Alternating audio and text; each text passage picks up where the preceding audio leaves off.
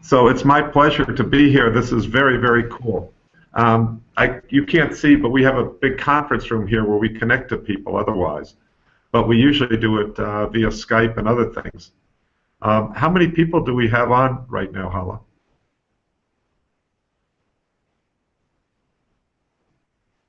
Is it 1, 2?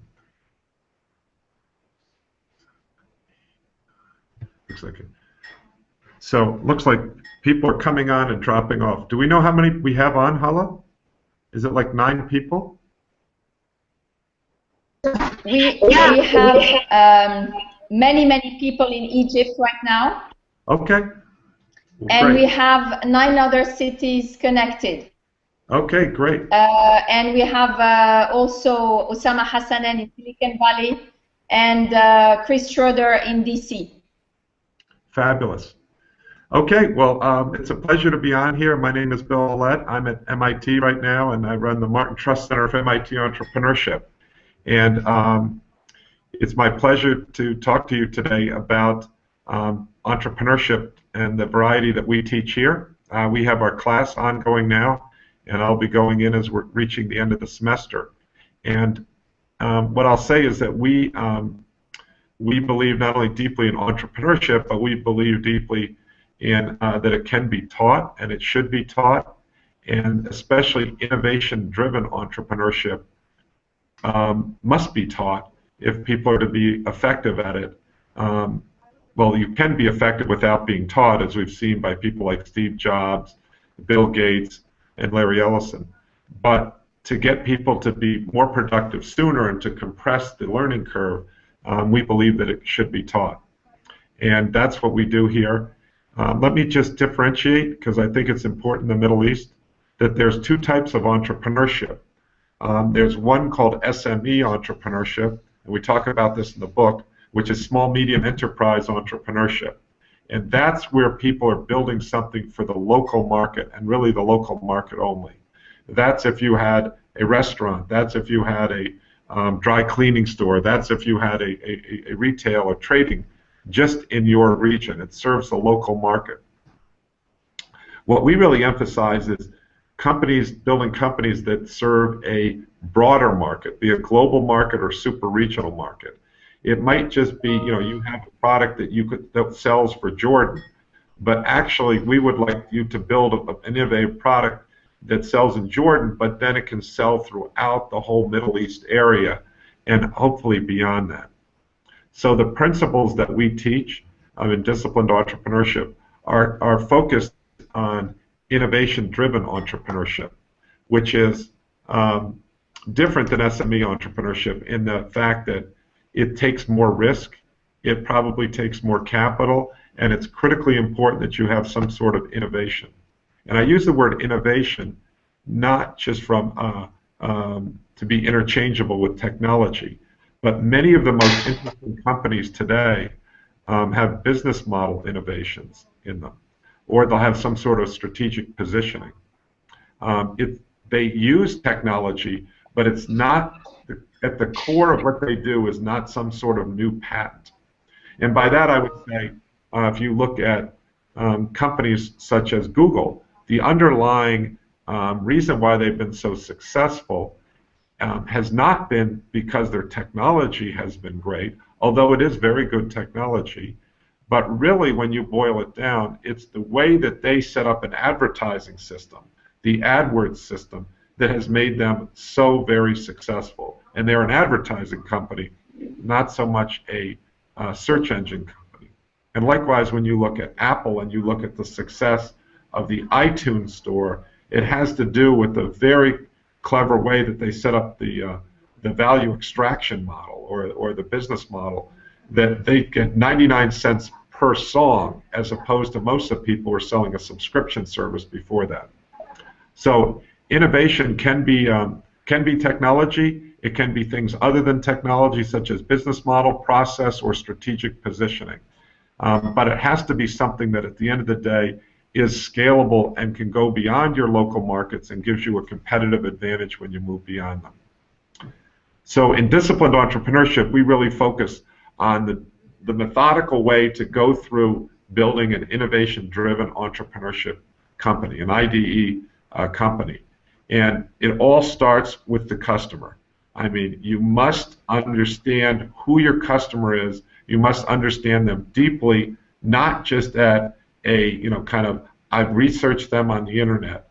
You need to understand them at a rational level for sure, but also at an emotional level and a social level.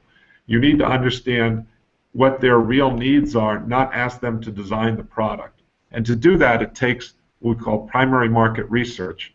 And when you look at some of the other things, like Steve Blank, he calls it customer development. But the customer development needs to be put in a larger framework. And that's what we talk about in the 24 steps is, what's your idea? Who are all the potential customers? Let's lay them all out. And then let's analyze them, and we're going to choose one and only one potential customer to go after. And why do we choose only one? Because you can't catch two rabbits at once. You have to focus and just get one market, win that market, dominate that market, and then you'll move on to another market. So, when we go in the process, by the way, Hala, if you would like it, we'll send over to you these posters. Did you get a poster with your book, Hala? Well, I didn't. Well, this poster is very effective. Let me just show it up here, because it steps you through the whole process. And then at the bottom, you have the book nearby, but you can look quickly and see what each step is and why you do it. But you can see here, we start with, who is your customer? Not what your product is, but who is your customer, because the single necessary and sufficient condition for a business is a paying customer. It's not a product. So we're going to build the company from the customer back, which is, the mistakes I've made, big mistakes have been focused around not doing that, and the big successes I've had as an entrepreneur have come from doing that. So we have to figure out who the customer is and then build everything back, not try to push some product out on the market. So we have 6 steps here that we go through to define the customer in great depth and their structure around it, and then we get into what's your product from a general standpoint, and what's your value proposition, how would they use it, and the like. But it's very important, we believe, that you not lock up here at the beginning into what your product is, because you're in inquiry mode, not advocacy mode.